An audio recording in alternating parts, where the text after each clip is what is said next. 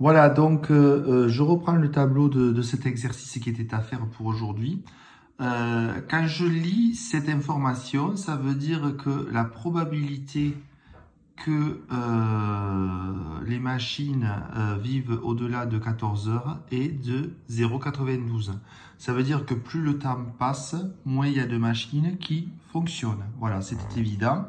Donc, on a le temps dans la première colonne de ma calculatrice et la probabilité dans la deuxième colonne de la calculatrice. Donc, pour gagner du temps, j'ai directement rentré ces informations à la calculatrice. Ça, vous savez le faire. Première question, c'est calculer le coefficient de corrélation. Ben, ça, c'est très facile. Il suffit d'aller dans Statistiques, Calcul, Régression, voilà. Et je tape L1, L2. Voilà. Et là, je trouve un coefficient de corrélation qui est de moins 0,94. Donc, vu le sens de l'exercice, ils veulent nous faire dire que moins 0,94 n'est pas proche de moins 1. Donc, ça veut dire que si je m'amusais à représenter le nuage de points, il ne serait pas rectiligne.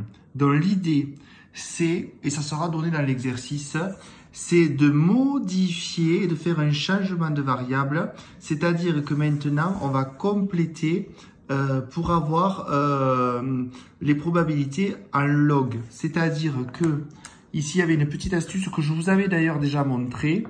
Quand vous allez éditer, au lieu de rentrer tous les logs des probabilités, eh bien en fait, vous allez légèrement au-dessus, c'est-à-dire sélectionner la colonne L3 et mettre log de L2.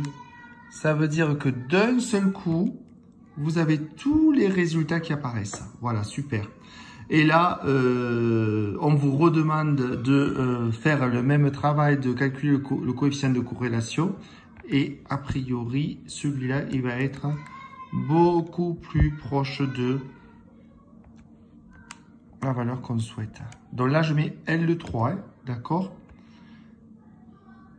Voilà, moins 0,99. Donc là, moins 0,99, ça veut dire que avec la variable Z, le nuage de points est beaucoup plus aligné.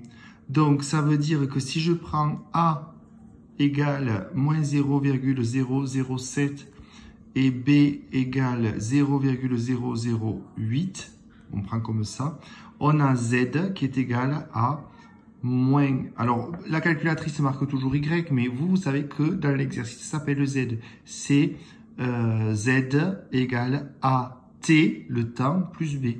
Donc, moins 0,07 T plus B, 0,008. Voilà, c'est ce que j'ai marqué ici. Mais on n'oublie pas que log de Z, c'est Z, c'est log de P de R supérieur ou égal à T. Donc en fait, ici, vous savez que c'est log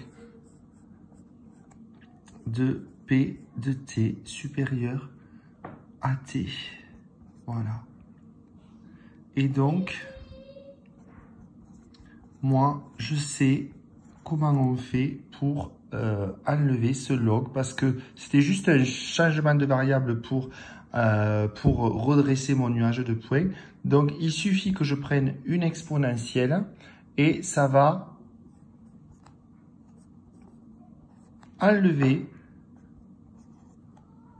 donc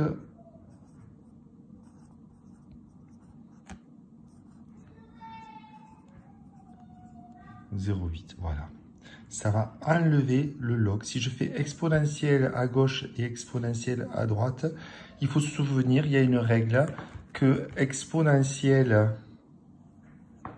de log de quelque chose, hein, voilà, de quelque chose, x, c'est égal à x. Bon, il suffit que ce x soit quand même positif pour que ça ait du sens. Je l'efface. Voilà. Donc, la question qui suit, c'était... on admet que Z est égal à moins 0,7, exprimé en fonction de TB. Si Z est égal à moins 0,007t. C'est-à-dire qu'on simplifie l'exercice, c'est qu'on enlève ce petit reliquat. Et bien, ça veut dire que z, c'est quoi? C'est log de p, je le refais, t supérieur ou égal à t est égal à moins 0,007 de t. Et si je fais un log à gauche et un log à droite, ça veut dire que p de t, voilà, est égal à exponentielle. Voilà.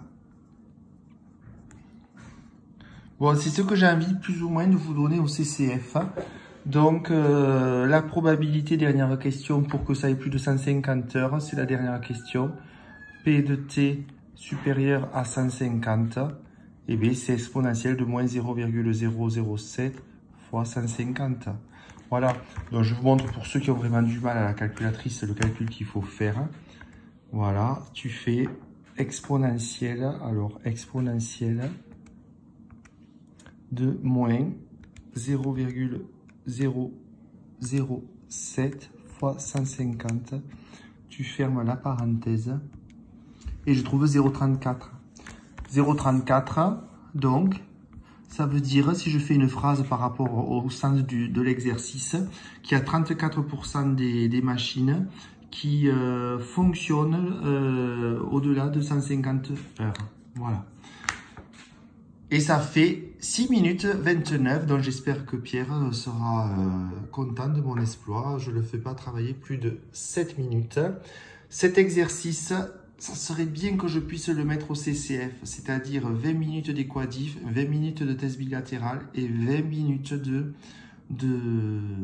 fiabilité. Donc, essayez de suivre. Si j'ai pas de retour, ça veut dire que toute la classe suit, hein, d'accord? Allez, bon week-end. À après-demain, donc.